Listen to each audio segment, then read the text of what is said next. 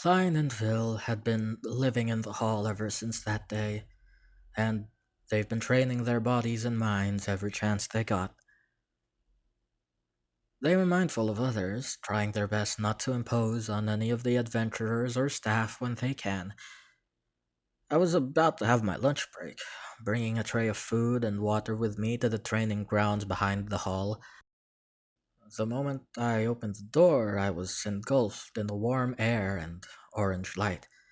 Klein was stood with his back to me, staff in hand pointing toward a smoldering training dummy. I was about to walk over to the nearby well to extinguish it, but Vil had beaten me to the punch, unsurprisingly.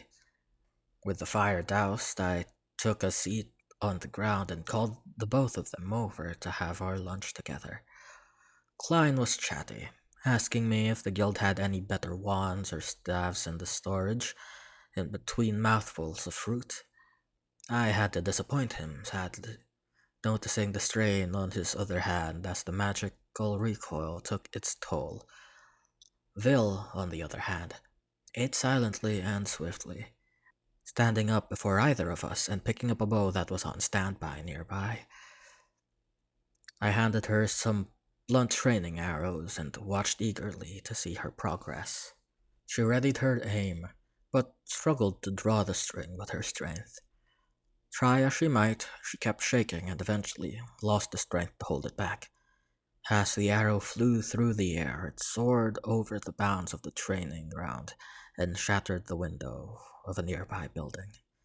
We all watched, still, for a few moments, as we processed the events that had just transpired. Being the adult in the situation, I got up to deal with the aftermath, grabbing my cane and making my way back inside.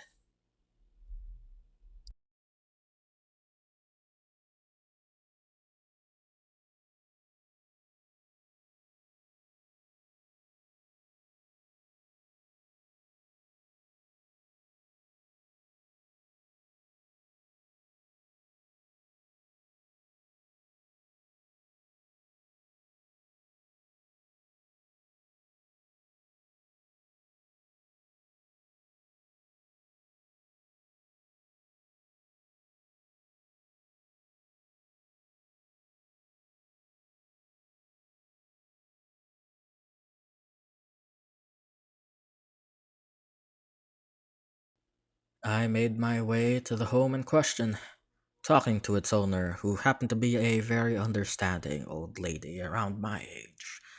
Thankfully, nothing was broken aside from the window itself, making compensation an easy affair.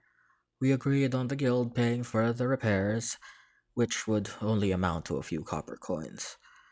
As I returned to the guild to put in the paperwork, I was met with a commotion that wasn't there when I left. One of our elite parties, a group of 5 of our strongest adventurers, was having a verbal spat in the middle of the room. The swordsman was stood in front of their healer, who was seated with his head in his hands. 2 of the other members were standing nearby, averting their gaze by staring at either their hands or the floor. I was barely there for a few seconds, but I understood everything when I saw the broken bow in their wizard's hands. The priest kept pleading in his weak voice, wanting to retire. I could see it in his eyes, fear and guilt. The swordsman called him a coward, telling him that he couldn't even honor their archer's wishes, whatever they were. I moved over to break up the argument, with the rest of the guild coming in to quell the carnage that was slowly bubbling to the surface. The 3 party members left for their lodgings for the day, with a mix of emotions on their faces. I took a seat next to their healer, the young lad still mortified by the events that I could only assume were still fresh in his mind. It wasn't the first time that party lost members, but he, along with the swordsman, were some of the founding members. There were few words that should have been said in that moment, and I had found none of them. I simply placed my hand on his back and kept him company until he stood up and left the building to his own lodgings. I hope he didn't need to stay together with his peers. Change comes for us all. Sometimes good, sometimes. Even now, I find myself asking what comes next in life. Hey, you made it to the end of the video. It's Cass.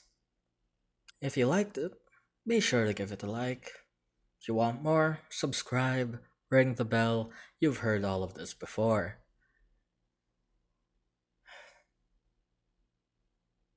Thank you for your time. It means a lot to me that you'd spend your time listening to my rambling. I'm touched. I'll see you next time.